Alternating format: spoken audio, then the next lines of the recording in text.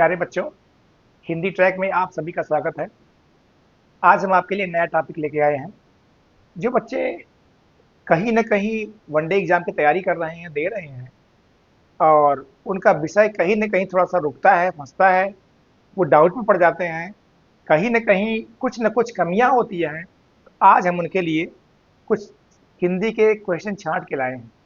कई बुक का अवलोकन करके जो है और आपका पेपर जो पहले आया हुआ था, उनका अवलोकन करके हम वेरी महत्वपूर्ण क्वेश्चन कुछ आपके सामने रखे हैं, जो आपका वनडे एग्जाम में बीएड जो बच्चे बीएड तैयारी कर रहे हैं, एसआई तैयारी कर रहे हैं, आरओ, एआरओ तथा अन्य जो भी 20-25 क्वेश्चन हिंदी वाले केवल आते हैं उसमें बस, तो वहां से हम छांट करके आज आपको दे रहे हैं। जो बच्चे तैयारी कर रहे हैं वो ध्यान से इसको देखें, समझें, उनके लिए बहुत महत्वपूर्ण है। तो आइए हम आपको ले चलते हैं। हमारा स्वयं का चयन किया हुआ कुछ क्वेश्चंस हैं। जैसे पहला क्वेश्चन है, निम्नलिखित वाक्य में आए खाली स्थान के लिए सही शब्द चुनिए। क्वेश्चन नंबर 1, खाली स्थान पर आपको शब्द लिखने हैं। ये आपका क्वेश्चन है और इसके आपके 4 आंसर दिए गए हैं। आपका पहला आंसर है, तुमने। दूसरा, उसने।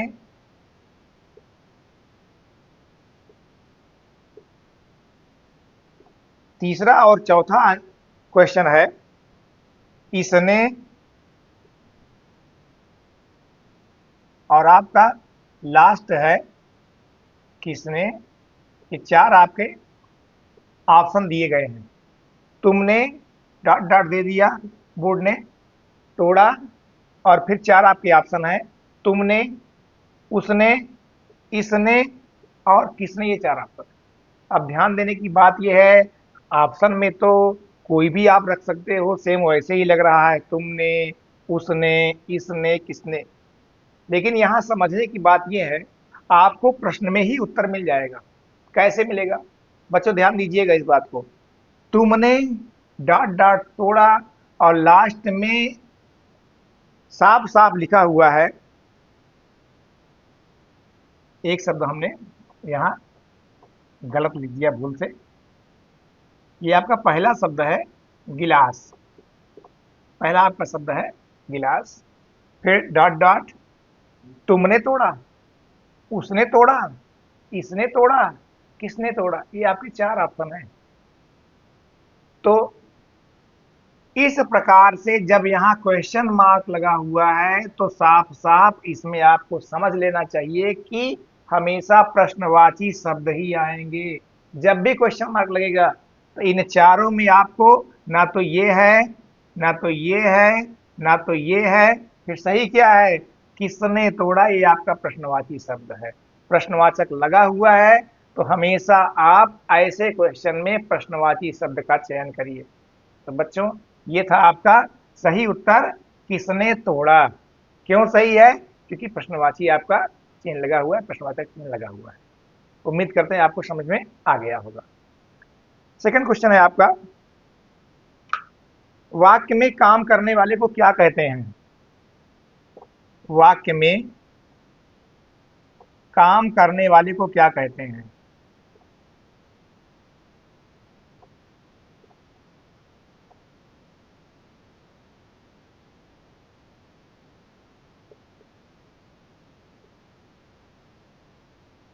वाक्य में काम करने वाले को क्या कहते हैं। यहाँ 4 ऑप्शन है। 4 ऑप्शन में दिया गया है, कर्म, करण, क्रिया, कर्ता। कर्म, क्रिया,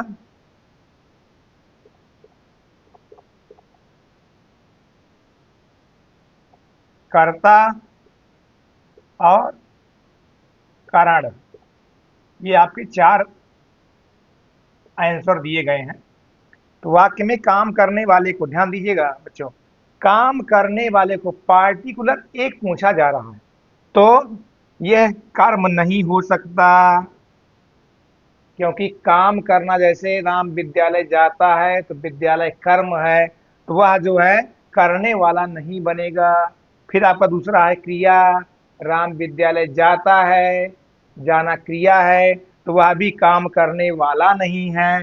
तीसरा आपका कर्ता है, तो कर्ता ही हमेशा काम करने वाला बनता है, चाहे वो संज्ञा के रूप में हो, चाहे वो सर्वनाम के रूप में हो। दो ही आते हैं बस, संज्ञा और सर्वनाम। पिछले वाले वीडियो में हम विस्तार से बताए थे आपको संज्ञा क्या है, संज्ञा नायते संज्ञा, सर्वनाम क्या है, सभी का नाम और पार्टिकुलर नाम को छोड़ करके वह वे तुम आदि का प्रयोग किया जाना सर्वनाम कहलाता है। तो यहाँ जो है ये तीसरा क्या बना, कर्ता, और चौथा करण, ये भी बिल्कुल गलत है। तो करण आपका गलत हो गया, क्रिया गलत हो गया, कर्म गलत हो गया। ऑप्शन क्या आपका सही है, कर्ता, क्योंकि टॉपिक पूछा क्या गया है, वाक्य में काम करने वाले, काम करने वाले, काम करने वाला हमेशा जो है वह कर्ता ही होता है। अगर बोर्ड इस प्रकार पूछ दे कि कर्ता को और किस रूप में जानते हैं, तो कर्ता हमेशा दो रूप में जानेगा।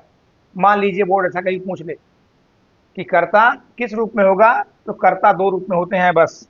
पहला आपका बनता है संज्ञा और दूसरा आपका बनता है सर्वनाम। इन्हीं दो रूप में हमेशा कर्ता होता है, तीसरा रूप नहीं होता है। तीसरा जो भी बन जाएगा वो सब अन्य बहुत सारे रूप हैं, क्योंकि काम किसके द्वारा होता है, किसी पार्टिकुलर व्यक्ति का नाम जो होगा या उसके स्थान पर वह अव्यय का प्रयोग होगा। तो ये आपका दो में से तीसरा क्वेश्चन निकल करके आया, संज्ञा और सर्वनाम ही क्या कहलाते हैं, वह कर्ता के रूप में जाने जाते हैं। तो ये भी उम्मीद करते हैं आपके समझ में आ गया होगा। आगे तीसरा क्वेश्चन ध्यान से आप सभी समझिएगा, एक एक शब्द पर गौर करिएगा, जिससे कोई भी क्वेश्चन मिस ना होने पाए। यही क्वेश्चन या रिलेटेड क्वेश्चन आपको मिल जाए बहुत बेहतर है, समझे रहेंगे तो आपको दिक्कत नहीं पड़ेगी। तीसरा आप ध्यान से सुनिएगा, इसको लिखेंगे नहीं। श्री कृष्ण के सुन बचन अर्जुन क्रोध से जलने लगे, सब शोक अपना भूल कर करतल युगल मलने लगे, संसार देखे अब हमारे शत्रु रण में मृत पड़े, करते हुए या घोषणा वे रो गए उठकर खड़े। ये आपकी चार पंक्तियां यहाँ हम चूज किए हुए हैं, रखे हुए हैं। इन चार पंक्तियों के माध्यम से पूछा क्या गया है प्रश्न, प्रस्तुत पंक्तियों में कौन सा रस है। आप सभी पढ़े होंगे नवरस। वर्तमान समय में कुछ विद्वत समाज जो है दो नए रस का रूप दिया है, एक जो है आपका वात्सल्य रस और दूसरा आपका भक्ति रस, दो को ऐड कर दिए हैं। अब आपका हो गया है 11, पहले 9 था और अब 11 है। फिर से क्वेश्चन सुन लीजिए। श्री कृष्ण के सुन बचन अर्जुन क्रोध से जलने लगे, सब शोक अपना भूल कर करतल युगल मलने लगे, संसार देखे अब हमारे शत्रु रण में मृत पड़े, करते हुए यह घोषणा वे हो गए उठकर खड़े। तो श्री कृष्ण यहाँ घोषणा करने वाले हैं, बताने वाले हैं, अर्जुन जो है सुनने वाले हैं, हाथ मलने वाले हैं, ये इसका अर्थ है। अब इसमें चार आपका उत्तर दिया गया है। रौद्र है,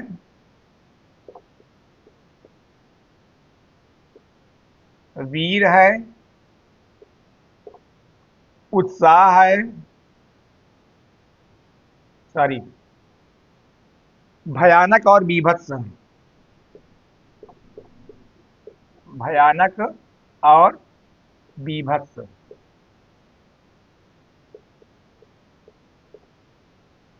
तो यहाँ चार आपके दिए गए हैं, चार में कौन सा होगा ये आपको चूज करना होगा। तो ध्यान से सुनिएगा, वीर रस ये हो नहीं सकता। वीर रस में हमेशा वीरता का वर्णन होता है। यहाँ कृष्ण कोई बात बता रहे हैं, अर्जुन के द्वारा उस पर रिएक्शन लिया जा रहा है, तो वीर रस ये हो नहीं सकता। इसका अस्थाई भाव क्या है, उत्साह है। अस्थाई भाव क्या है इसका, उत्साह इसका अस्थाई भाव है। भयानक रस ये है नहीं है, क्योंकि कोई डर की बात नहीं आई है। भयानक रस का अस्थाई भाव क्या है, भय है। बीभत्स रस भी यहाँ है नहीं, जिसका अस्थाई भाव क्या है, जुगुप्सा है, ये भी यहाँ नहीं है। अब आपका एक बचा हुआ है रौद्र। रौद्र रस का अस्थाई भाव क्रोध है, जो यहाँ मौजूद है। क्यों मौजूद है, कृष्ण की बात सुन करके अर्जुन बहुत क्रोधित हैं, हाथ मल रहे हैं। पुनः आप सुन लीजिए पंक्ति, श्री कृष्ण के सुन वचन अर्जुन क्रोध से जलने लगे। सब शोक अपना भूल कर करतल युगल मलने लगे। संसार देखे अब हमारे शत्रुघ्न में मृत पड़े, करते हुए यह घोषणा वे हो गए उठकर खड़े। सुन रहे हैं, हाथ मल रहे हैं, जो बैठे थे वो उठ खड़े हुए। तो निश्चित रूप से और क्रोध का की बात भी की गई है, तो यहाँ रौद्र रस है, क्रोध अस्थाई भाव है। क्या आप सभी रस और के अस्थाई भाव से परिचित हैं? संक्षेप में आपको हम बता देते हैं, चूंकि टॉपिक आपका चल रहा है। रस और अस्थाई भाव ये होता क्या है? रस अस्थाई भाव वो होता है, रस तो वो है जो आपका प्रकटीकरण है, और अस्थाई भाव वो होता है जो हमारे अंतःकरण में अस्थाई रूप से मौजूद रहता है। तो अस्थाई करण से मौजूद होता है, ये अस्थाई भाव कहलाता है, और उसका सम्यक रूप जो होता है वो आपका कहलाता है रस। तो ये था आपका बेटा क्वेश्चन। अब आगे नेक्स्ट क्वेश्चन, एक एक क्वेश्चन पर गौर करिएगा, उस प्रकार का क्वेश्चन अगर रिलेटेड कोई भी आए तो उसको आप सॉल्व कर ले जाइए। निम्नलिखित में से कौन सा संधि विच्छेद एक गलत उदाहरण है? चार दिया गया है, पूछा ये गया है कौन सी संधि है जो सटीक नहीं बैठ रही है, जो गलत है। तो गलत का आपको चूज करना है। पहला ऑप्शन दिया गया है, ए ऑप्शन, महाधन ओज। महाधन ओज बताना क्या है आपको? गलत का चूज करना है, बस जो गलत रूप दिया गया है। दूसरा है आपका पौ धन अक। तीसरा आपका दिया गया है नव धन इक। नव धन इक ये तीसरा दिया गया है। और चौथा दिया गया है, इसमें आपका है परोधन उपकार। ये आपका चौथा है, परो और उपकार। क्वेश्चन आपका है कि निम्नलिखित में से कौन से का विच्छेद जो है वह गलत रूप देता है। तो गलत का आपको चूज करना है। तो महा और ऊज, आ और उ का मिलान हो रहा है, जिससे अ बन जाएगा। इसमें आपकी संधि हो जाएगी वृद्धि संधि। पहले में आपकी संधि क्या है? वृद्धि संधि, जो बिल्कुल सही है। पाव धन अक ये आपका बन जाएगा पावक। एचो यावा यावा इसका सूत्र है, अयादि संधि है। नव धन इक ये बन जाएगा आपका नाविक। आय आय आव आव सेम कंडीशन यहाँ ये भी है, अयादि संधि। अब आपका यहाँ जो चौथी संधि दी हुई है, इसको होना चाहिए पर और उपकार। पर और उपकार होना चाहिए। आ रा का आ, ध्यान दीजिएगा बेटा, रा का आ और उ, आ और उ बन के ये ओ का निर्माण करता है। किसका निर्माण करता है? ओ का निर्माण करता है। यहाँ पर में बचा क्या है? पर में ऐसे बचा हुआ है, और उपकार में पा और का और रा ये बचा हुआ है। तो ये मात्रा आके आपके कहाँ लग गई? यहीं आपकी लग गई, ये आपका कट गया। अब आपका बचा क्या है? परोपकार, असद शब्द बन गया। तो चूंकि ये जो है ओ के साथ होना था, ओ और उ का मिलान होना था, इसलिए ये है आपका गलत है। इसका सही क्या होगा? परोपकार होगा। इसकी संधि कौन सी होगी? इसकी संधि होगी आपकी गुण संधि, आद गुणा सूत्र इसका है। तो इस प्रकार से यहाँ ये दिखाई पड़ा, और सारे के सारे ऑप्शन सही थे। नेक्स्ट क्वेश्चन,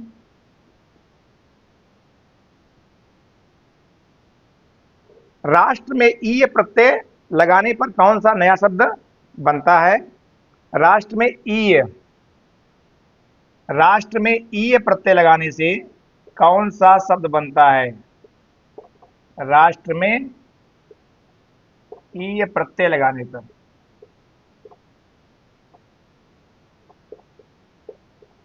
कौन सा शब्द बनेगा? कौन सा शब्द बनेगा? क्वेश्चन नंबर 5 है ये। तो यहां चार उत्तर दिए गए हैं। राष्ट्रीय,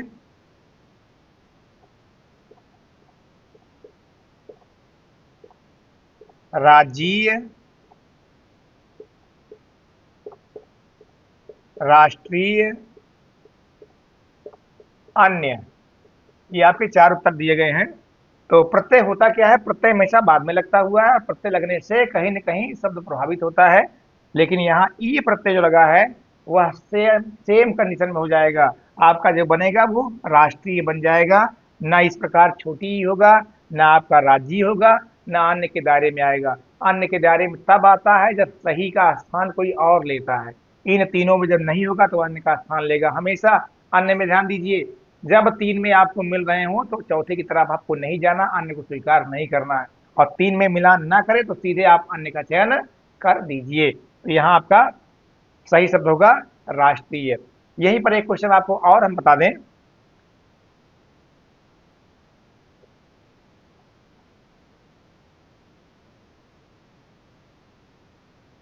एक क्वेश्चन आपका बनेगा, इक प्रत्यय का प्रभाव होगा। इक प्रत्यय का प्रभाव होगा। अब ऑप्शन आपका हो जाएगा,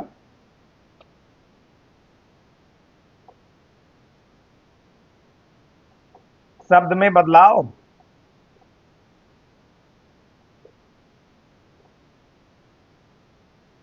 नया रूप,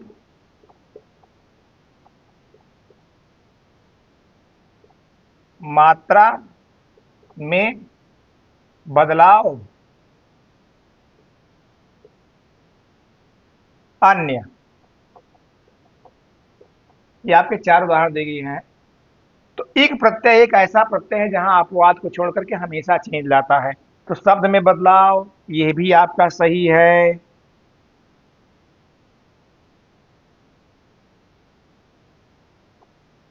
चौथा आपका ऑप्शन जो है ये सभी होगा।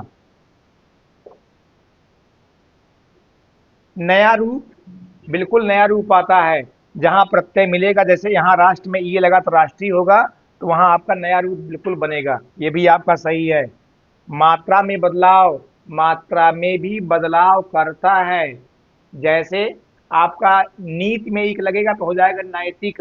कहाँ बड़ी नीति आपका क्या है? आय हो गया। विवाह में लगेगा वैवाहिक, समाज में लगेगा सामाजिक। तो मात्रा में भी बदलाव करता है। अब आपका लास्ट ऑप्शन आता है सभी। हाँ, तो इन तीनों को छोड़ दीजिए, अर्थात ये चौथा ऑप्शन आप क्लियर कीजिए। ये एक प्रत्यय का प्रभाव होगा। एक प्रत्यय सब में नया रूप ला रहा है, बदलाव ला रहा है।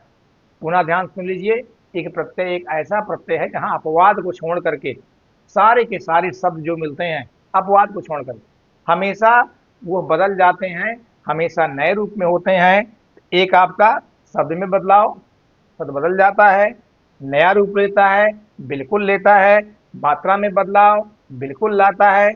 इसलिए जब तीनों सही हैं तो आपका चौथा ऑप्शन सभी जो है ये बिल्कुल सही होगा। उम्मीद करते हैं आप सभी को समझ में आ रहा होगा। तो ये था आपका क्वेश्चन नंबर 6। चलिए आगे चलते हैं। बहुत सारे आपको शब्द मिलेंगे जहां कहीं ना कहीं थोड़ा सा आपको डाउट होगा। उस डाउट को आप दूर करते चलिए। जब डाउट आपका दूर रहेगा तो क्वेश्चन अगर बदल के भी आएगा तब भी आपको दिक्कत बिल्कुल नहीं पड़ेगी। एक शब्द है, उद्घाटन में कौन सी संधि है? यह संधि का रूप कौन सा है? उद्घाटन में संधि रूप होगा। संधि रूप होगा। कौन सी, कौन सा रूप होगा? यहाँ चार दे दिए गए हैं आपका रूप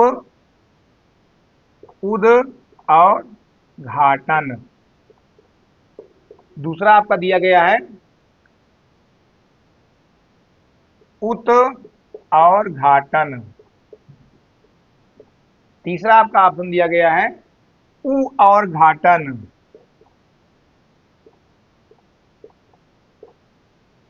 और लास्ट आपका दिया गया है उत और घाटन। अब आप ध्यान दीजिएगा, यहां दिखाई पड़ रहा है उद्घाटन में उद और घाटन। उद्घाटन, यहां पर क्या दिखाई पड़ रहा है? उद्घाटन। ये दा जो है, यही कहीं ना कहीं आपका चेंज लाता है। दा और ता, दा और ता, ये चेंज ला करके उद्घाटन, उत और घाटन, यहां सही क्या होगा? उद्घाटन होगा। लिख दिया गया उद्घाटन। तो ये आपका ता यहां आपका मिलने लायक नहीं है, हल नहीं है, इसलिए गलत है ये। यहाँ आपका दा दिखाई पड़ ही रहा है लेकिन चेंज होता है, तो ये भी आपका गलत है, चेंज नहीं है। उ और घाटन, ये भी आपका नहीं मिलेगा। शब्द आपका क्या सही होगा? उत और घाटन, उद्घाटन। जैसे जगत और नाथ से क्या बनता है? जगन्नाथ, वो आपका ले लिया पांचवा शब्द। तो कहीं न कहीं बदलाव के रूप में ऐसे शब्द आते हैं, इसलिए हमेशा उसके दूसरे रूप को जानिए। अगला क्वेश्चन आपका है,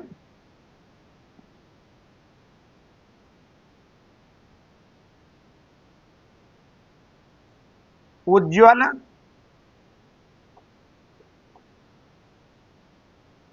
में संधि रूप है। इस क्वेश्चन को इसलिए रख दिए हैं, बिल्कुल सेम आप ऐसे ही निकालेंगे। उज्ज्वल, यहां बनेगा क्या? चार ऑप्शन आपका चाहे जो भी हो, चार में आपको जहां ये ऑप्शन मिल जाए, उत और ज्वल, चार में जहां आपको ये ऑप्शन मिल जाए वो आपका बिल्कुल सही माना जाएगा। ता क्या बन गया? जा बन गया। ता क्या बन गया? यहाँ दा बन गया। उद्घाटन, उत और ज्वल, उज्ज्वल। एक कंडीशन यहाँ आपकी और बनती है। इस क्वेश्चन में पूछा क्या गया है? उज्जवल में संधि रूप कौन सा है? चार आपके ऑप्शन दे दिए गए, उद और ज्वल। उत में ता में हल नहीं है और ज्वल, और भी कोई दूसरा रूप दिया गया, तो आपका क्या बना? आपका बना उत में ता में हल। ता में हल होगा तब ये जा करके आधा जा होगा। उज्जवल में दोनों आपके जा जो है वो क्या होते हैं? आधे होते हैं। उज्जवल, ये हमेशा ध्यान दीजिए। एक रिलेटेड शब्द और भी है, यहीं पर आप जान लीजिए। एक शब्द आपका बोर्ड पूछ सकता है, कैसे दे सकते हैं कि प्रज्वल शब्द का शुद्ध रूप कैसे होगा? तो क्या इसको देख करके आप ये भी ऐसे लिख देंगे?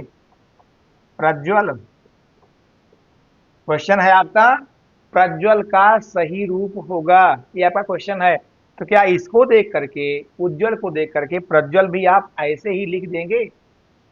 अगर ऐसे लिख रहे हैं तो गलत है। फिर क्या होगा इसका? इसका रूप आपका बन जाएगा ऐसे शुद्ध रूप, प्रज्वल।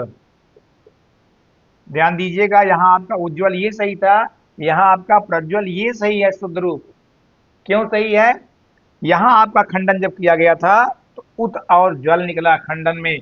यहाँ आप जब प्रज्वल का खंडन करेंगे तो साफ साफ निकलेगा प्रा और ज्वल। प्रा आपका क्या है? प्रा आपका उपसर्ग है।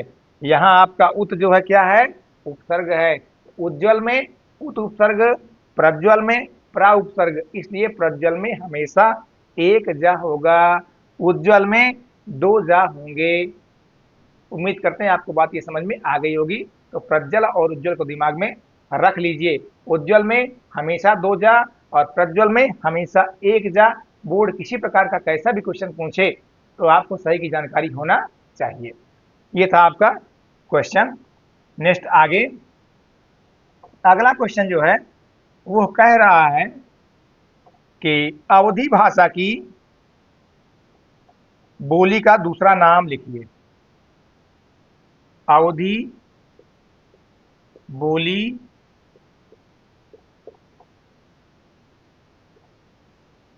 का दूसरा नाम।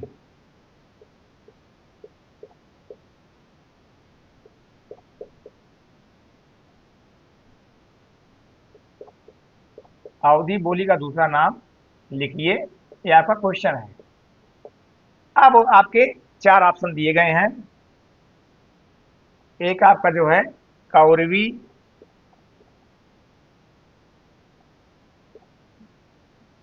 एक आपका भाषणी,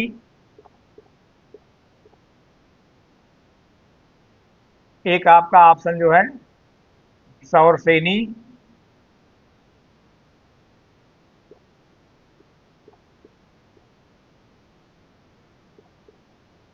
चौथा आपका ऑप्शन है कोशली। ये आपके चार ऑप्शन दिए गए हैं, कौरवी, भासनी, सौरसेनी और कोशली। तो बोलियां बहुत सारी हैं, 18, 22 इस प्रकार का वर्णन आता है हिंदी के अंतर्गत। तो कहीं न कहीं किसी में 4 है, किसी में 5 है, कुल मिला के जो भी वर्णन आता है तो वो कौरवी कहीं बोली जाती है, कुरुक्षेत्र में बोली जाने वाली कौरवी है, और भासनी अन्य क्षेत्र में, सौरसेनी भी अन्य क्षेत्र में। अब एक आपका जो ऑप्शन आता है कौशली, ध्यान दीजिएगा, कौशल नरेश थे महाराज दशरथ, कौशल्या थी उनकी पत्नी, तो वहीं से नाम है आपका कौशली। कौशली कहिए या कौशली कहिए, कभी कभी आपका कौशली देते हैं, कभी कभी कौशली भी दे देते हैं। तो अवधि जो है, अवध क्षेत्र जो है, कहीं न कहीं अयोध्या संप्रांत संभ्रांत राज्य, वहीं पर रुक करके बाबा तुलसीदास मानस की रचना किए हैं, अवधी भाषा में है, और वहाँ जो बोली जा रही है तो उसका सीधा संबंध जो है वह कौशली से होगा, कोसली से होगा। तो आपका ये चौथा ऑप्शन बिल्कुल सही है। अवधी बोली का दूसरा नाम क्या है? वो आपका कोसली है या कौशली है। ये था आपका क्वेश्चन। आगे अब लिखेंगे नहीं, क्वेश्चन को आप सुन लीजिए। निम्नलिखित प्रश्नों में से 4 विकल्प दिए गए हैं, उनमें से एक विकल्प का तद्भव रूप है। शब्द दे दिया गया आपका कपोत, कपोत का आप तद्भव रूप दीजिए।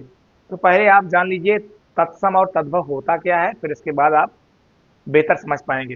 तत्सम होते हैं संस्कृत वाले शब्द, और तद्भव होते हैं उसका बदला हुआ रूप हिंदी वाले, अर्थात जो बदल करके चल रहे हैं शब्द वो आपको कहलाते हैं तद्भव, और जो पूर्णतः संस्कृत वाले शब्द हैं, बिल्कुल सही वाले शब्द हैं, वे आपको कहलाते हैं तत्सम। तो तत्सम संस्कृत वाले, तत्भव बदल दिए जाने वाले। तो यहाँ दिया गया है पर कपोत शब्द, कपोत के 4 ऑप्शन दिए गए हैं, इसका तद्भव रूप आपको बताना है। तो गाल है, काम है, कबूतर है, काज है। तो कपोत का तद्भव रूप होगा कबूतर। क्यों होगा? क्योंकि गाल सही नहीं है, काम सही नहीं है, काज सही नहीं है, कपोत माने कबूतर होता ही है, बदला हुआ रूप है। एक आपका शब्द आता है दिवस, एक आपका आता है शब्द रात्रि। दिवस और रात्रि शब्द ये तत्सम है या तत्भव है, इनको आप सही रूप में लिखिए। तो दिवस और रात्रि जहां शब्द आएगा, ये दोनों जो है वो तत्सम शब्द हैं, क्योंकि दिवस का जो है क्या बन जाएगा? दिन बन जाएगा। रात्रि का क्या बन जाएगा? रात बन जाएगा। तो दिन और रात ये बदले हुए रूप हैं, ये आपके कहलाएंगे तत्भव। और दिवस और रात्रि जो है ये आपके संस्कृत वाले शब्द हैं, ये आप कहलाएंगे तत्सम। तो इन सब बातों को आप ध्यान दीजिएगा, तत्सम माने संस्कृत वाले, तद्भव माने बदले वाले शब्द। नेक्स्ट क्वेश्चन आपका है, विशेषण शब्द किसकी विशेषता बताता है? विशेषण शब्द, वेरी इंपॉर्टेंट क्वेश्चन है ये। विशेषण शब्द, विशेषण शब्द किसकी विशेषता बताता है? आपके 4 उत्तर दिए गए हैं।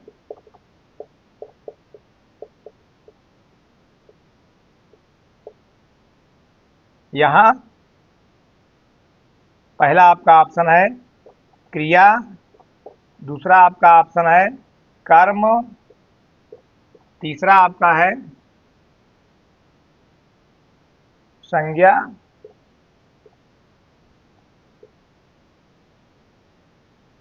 चौथा आपका ऑप्शन है कारण। क्रिया, कर्म, संज्ञा और कारण। तो विशेषण किसकी विशेषता बताता है? आपको अगर परिभाषा याद हो तो आपको डाउट है बिल्कुल नहीं होगा। परिभाषा में साफ साफ शब्द दिया गया है, संज्ञा और सर्वनाम की विशेषता बताने वाले शब्दों को विशेषण कहते हैं। तो दो आएगा बस केवल, संज्ञा और सर्वनाम। तो ये आपका क्रिया भी गलत है, कारण भी गलत है, कारण भी गलत है, संज्ञा दिया है। दूसरे ऑप्शन में मान लीजिए दिया होता सर्वनाम और लास्ट में देता जो है बी और सी दोनों सही हैं, तो आप किसका चयन करते? डी का चयन करते। संज्ञा और सर्वनाम दोनों सही हैं, तो विशेषण हमेशा जो है वह संज्ञा की विशेषता बताता है या सर्वनाम की विशेषता बताता है। एक क्वेश्चन को और सुन लीजिए, इसके बाद फिर हम जो है समय को विराम देंगे। आपका लास्ट क्वेश्चन है, सामासिक पद को तोड़ना क्या कहलाता है? सामासिक पद को तोड़ना, तो ये आपका चार उत्तर जो है उसमें है समास कहलाता है, विच्छेद कहलाता है, संधि कहलाता है, समास विग्रह कहलाता है। तो चारों आपके ऑप्शन में आपका ऑप्शन होगा समास विग्रह, क्योंकि क्वेश्चन क्या है? सामासिक पद को तोड़ना। सामासिक पद होता क्या है? जो मिल रहे हैं, जो जुड़ रहे हैं, और उसको तोड़ना, तोड़ना कहलाता है विच्छेद। और क्योंकि दिया गया है सामासिक पद को तोड़ना, तो आपका साफ साफ उत्तर होगा समास विग्रह। दूसरा मिलता जुलता आपका लिखा हुआ है समास विच्छेद, तो वहां विच्छेद नहीं कहते, वहां आपको कहते क्या है? वहां कहते हैं आपका विग्रह। तो साफ साफ उत्तर आपको होगा समास विग्रह। तो आज के लिए बस इतना ही। ऐसे ही आपको हम नए नए क्वेश्चन प्रतिदिन लेकर के कुछ न कुछ आएंगे। जो बच्चे वनडे एग्जाम की तैयारी कर रहे हैं, ऐसे क्वेश्चन को ध्यान से समझें, कहीं न कहीं आपका डाउट दूर होगा।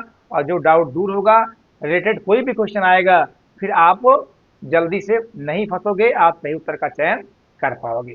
तो आज के लिए बस इतना ही।